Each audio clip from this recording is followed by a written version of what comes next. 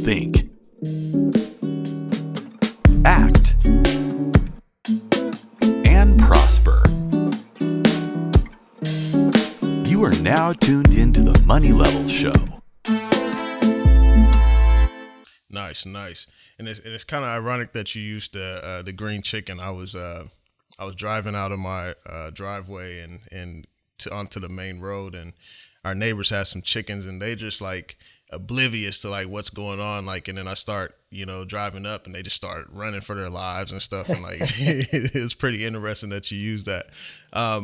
And I think that really a lot of us can be like chickens. I mean, we're not aware of a lot of the things that are going on, especially the energy crisis. I mean, that's going on in Europe. And I mean, I haven't done enough research to see like if that's coming to America or whatnot. But what's your take on what's going on there, and just any updates that you may see, any trends that you may see that's going on now?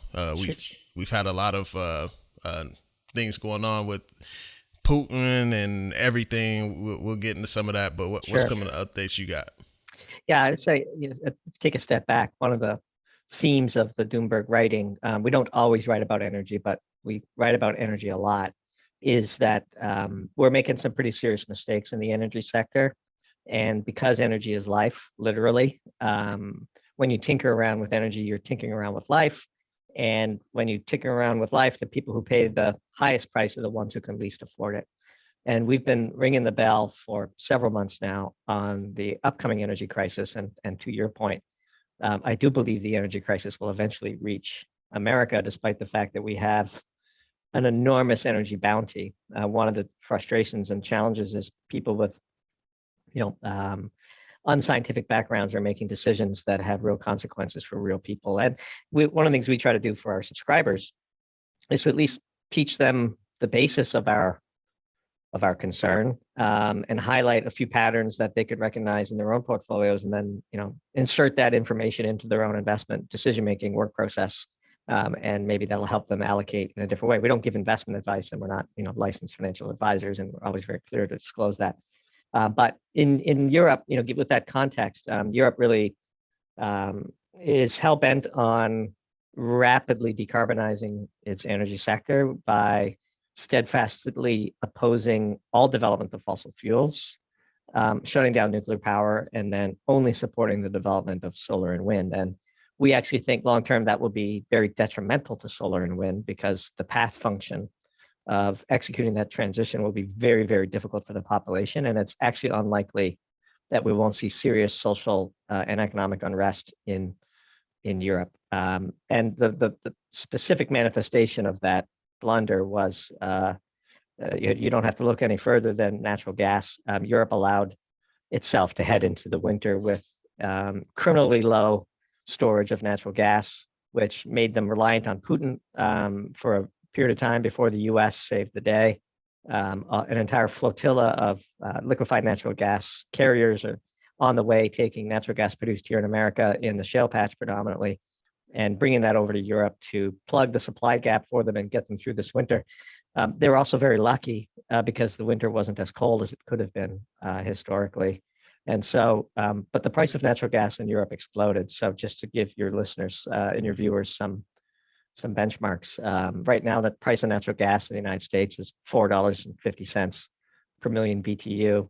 That number in Europe exploded to $60 per million BTU at its peak. And to convert that into a number that everyone can relate to, $60 per million BTU natural gas is roughly the equivalent of $350 a barrel oil.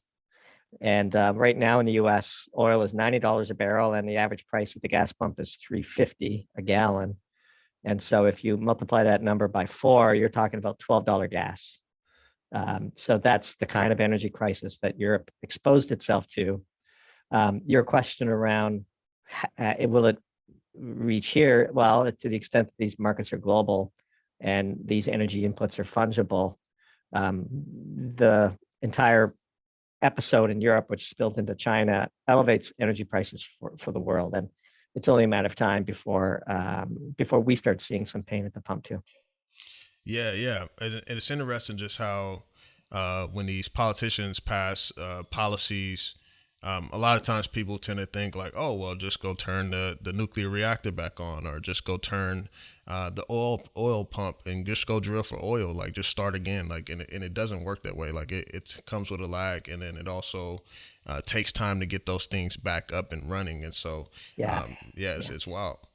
Yeah, and on top of that, we wrote a piece called "Contortion Nation," where we bemoan the fact that 3 judges were able to stop the completion of a pipeline that is already 94% built, which forced the U.S. to have to cut a deal with Qatar, the country of Qatar, which runs a highly questionable society.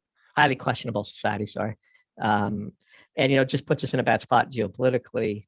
And it feels good to say that we're going to affect this energy transition, but the laws of physics constrain you as well as the laws of permitting and the laws of bureaucracy. And it takes years and years and years to turn on new infrastructure. And there's just not going to be the capital available to do that, because if you have uncertainty, capital goes where capital is treated well. And right now, the global oil investment needed just to maintain current production is something like $500 billion a year. And I think the current budget for 2022 is on the order of 370. And so that shortage will manifest itself in reduced supplies. And the price elasticity of demand for energy is huge, because energy is life. And so the price elasticity of demand for life is very high. And the ones who couldn't pay it are the rich. And so we wrote a pretty strident piece called Starvation Diet, where these policies will end up starving tens, if not hundreds of millions of people around the world. And we just need to know that. Like, are we okay with that? I'm not okay with that. Doomberg, the team behind Doomberg, is not okay with that, which is why we write about it so passionately. But this is real. The price has to be paid. There's no circumventing it. And the decisions, as you say, aren't so easily reversed.